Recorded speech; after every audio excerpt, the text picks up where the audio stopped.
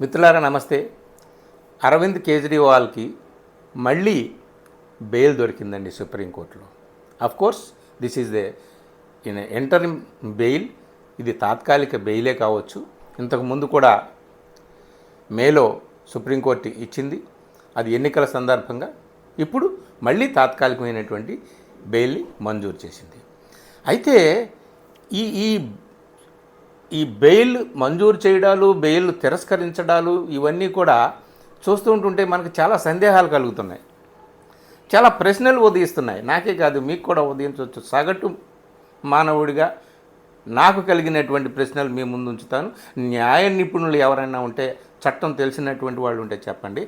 ఒక కోర్టుకి ఒక చట్టం, ఒక కోర్టుకి ఒక న్యాయం, మరొక కోర్టుకి మరో చట్టం, మరో న్యాయం ఉంటాయా?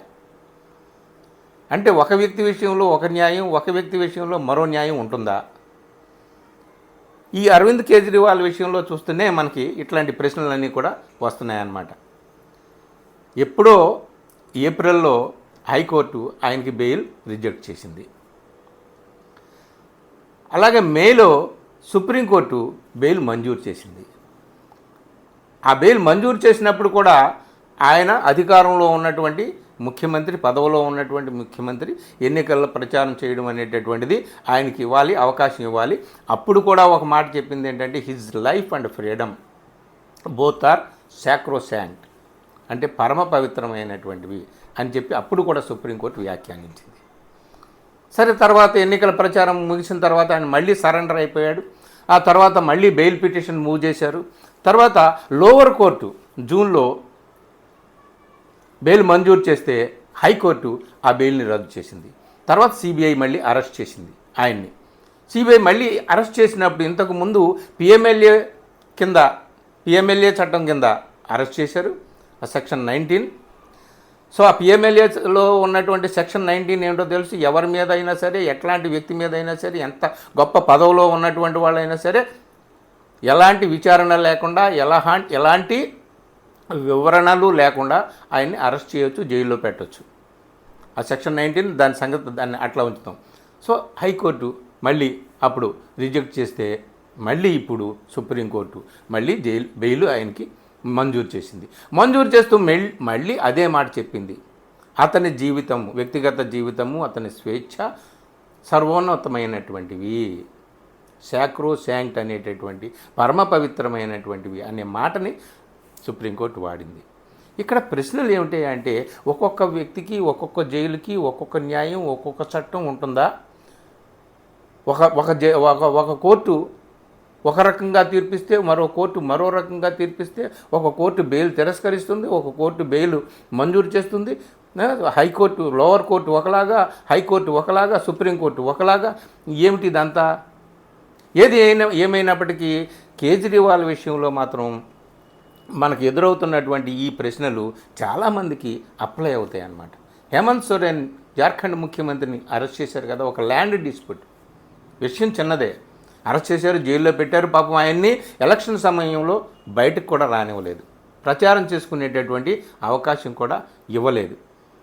మళ్ళీ ఆయనకి ఇప్పుడు బెయిల్ వచ్చింది, మళ్ళీ ముఖ్యమంత్రిగా ప్రమాణ స్వీకారం చేశాడు. ఏమిటిదంతా? చాలామంది విషయం చూస్తున్నాం మనం. ప్రొఫెసర్ సాయిబాబా లాంటి ఆయన్ని ఏకంగా 10 ఏళ్ళు జైల్లో పెట్టారు. తర్వాత ఏ ఆధారాలు లేవని చెప్పి విడుదల చేశారు. ఆ 10 ఏళ్ళు తీసుకొచ్చి ఎవరిస్తారు? ఈ ప్రశ్నకి ఎవరైనా సమాధానం చెప్తారా? ఇప్పుడు 90 రోజులు జైల్లో గడిపాడు ఈయన కేజ్రీవాల్. ఈ 90 రోజుల విలువైన సమయాన్ని తిరిగిస్తారా? పోనీ ఈ 90 రోజుల సమయం సరిపోలేదా? 2 సంవత్సరాల సమయం సరిపోలేదా? ఆయన మీద ఇంతవరకు సరైనటువంటి సాక్ష్యాధారాలని ప్రవేశపెట్టలేకపోవడం వల్లే కదా సిబిఐ కానీ, ఈడీ కానీ కోర్టు ఈ విధంగా మంజూరు చేసింది బెయిలు. అసలు ఎందుకు? ఆ సెక్షన్ ఏమిటి? అధికారంలో ఉన్నటువంటి ఒక ముఖ్యమంత్రికే దిక్కు లేదా? అలాంటి వ్యక్తిని అరెస్ట్ చేస్తున్నప్పుడు సరైనటువంటి ఆధారాలు మాకున్నాయని ఆ ఆధారాలని ముందు నిరూపించుకొని బెయిల్ మంజూరు చేసి దాని మీద కేసు నడిపి ఆధారాలు నిరూపితమైన తర్వాత ఆయన అరెస్ట్ చేయొచ్చు కదా. ఇలాంటి ప్రశ్నలన్నీ కూడా మనకి ఉదయిస్తున్నాయన్నమాట. సో మిత్రులారా, కేజ్రీవాల్ బయటికి రావడం అంటే జరిగింది. సుప్రీంకోర్టు అద్భుతమైనటువంటి తీర్పునైతే, అంటే తీర్పునంటే అది తాత్కాలికమైనటువంటి బెయిల్ ఇచ్చినప్పటికీ కూడా ఒక అద్భుతమైన మాట చెప్పింది. అదేమిటయా అంటే, వ్యక్తి జీవితము స్వేచ్ఛ సర్వోపరి సర్వోన్నతమైనటువంటివి, పరమ పవిత్రమైనటువంటివి అని ఒక వ్యాఖ్య చెప్పింది. ఇది అందరికీ కూడా వర్తిస్తుంది. అన్ని కోర్టులకు, అన్ని చట్టాలకు, అన్ని న్యాయాలకు, అన్ని సందర్భాలకు వర్తిస్తుంది. దీన్ని అందరూ కూడా గుర్తుపెట్టుకోవాలి, రాసి ఉంచుకోవాలి ప్రతి కోర్టులో కూడా, బట్టి పట్టాలి ప్రతి జడ్జి కూడా అన్నమాట. ఏది ఏమైనప్పటికీ కేజ్రీవాల్ బయటకు వచ్చాడు. మళ్ళీ ఆయన ముఖ్యమంత్రిగా ఉంటాడా లేదా అనేటటువంటిది ఆయనకే వదిలేస్తున్నామని చెప్పి కోర్టు చెప్పింది. సో మిత్రులారా, ఒక ముఖ్యమంత్రి విషయంలోనే ఇంత తతంగం జరుగుతుంటుంటే, ఇంతకాలం తాత్సారం చేస్తూ ఉంటుంటే, అధికారులు 2 సంవత్సరాలు అయినప్పటికీ కూడా ఇప్పటికీ అసలు ఎప్పుడో 2022లో ఫ్రేమ్ చేసినటువంటి కేసు 2 సంవత్సరాల తర్వాత ఆయన మీద కేసు పెట్టడము, ఆ సాక్షులు ఎవరైతే ఆయన పేరు చెప్పారో అంతకుముందు చాలాసార్లు చేసినటువంటి విచారణలో ఒక్కసారి కూడా ఆయన పేరు చెప్పకుండా ఆయనకి బెయిల్ వచ్చినటువంటి సమయంలో అప్రూవర్గా మారిపోయి ఆ శరత్ చంద్రారెడ్డి అనేటటువంటి ఆయన ఈయన పేరు చెప్పడము, ఇవన్నీ కూడా అవకతవకలు. ఒక్క పైసా 100 కోట్ల కుంభకోణం అంటున్నారు కదా, ఒక్క పైసా కూడా ఇంతవరకు కూడా కేజ్రీవాల్కి కానీ ఆయనకు సంబంధించినటువంటి వ్యక్తులకు కానీ ట్రాన్స్ఫర్ అయినటువంటి ఆధారాలని ఎవరు కూడా ఈడీ కానీ సిబిఐ కానీ చూపించలేకపోతుందన్నమాట. మరి అలాంటప్పుడు అరెస్ట్ చేయడం దేనికి?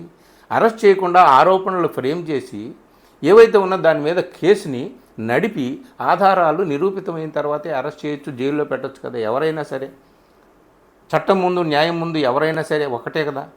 సో ఇలాంటి ప్రశ్నలన్నీ మనకి ఉదయిస్తున్నాయి. ఏమైనా మిత్రులారా, కేజ్రీవాల్ అయితే బయటకు వచ్చాడు. సో మళ్ళీ ఆయన పరిపాలన చేస్తాడు. మళ్ళీ యథావిధిగా తతంగం అంతా సాగుతూనే ఉంటుంది. కానీ ఇదంతా కూడా ఎంతో ఒక ప్రహసనంలాగా అనిపిస్తుంది అన్నమాట. ఈ కుంభకోణాలు ఏంటి, ఈ చట్టాలు ఏంటి, పిఎంఎల్ఏ ఏంటి, ఉపా చట్టం ఏంటి, వీటి కింద అరెస్ట్ చేయడం ఏంటి, తర్వాత వదిలేయడం ఏంటి, తర్వాత బెయిల్ ఇవ్వడం ఏంటి, ఇదంతా ఏమిటి, ఈ గొడవ ఏం జరుగుతుంది ఈ దేశంలో అని మనలాంటి సామాన్యులకు ఎన్నో ప్రశ్నలు ఉదయిస్తాయి. ఈ ప్రశ్నలు వేసుకోవడం, సమాధానాల కోసం ఎదురు చూడడం, ఇంతే మన పని. మిత్రులారా, ఈ వీడియో మీకు నచ్చితే మిత్రులకు షేర్ చేయండి, నా ఛానల్ని సబ్స్క్రైబ్ చేయండి. Thank you.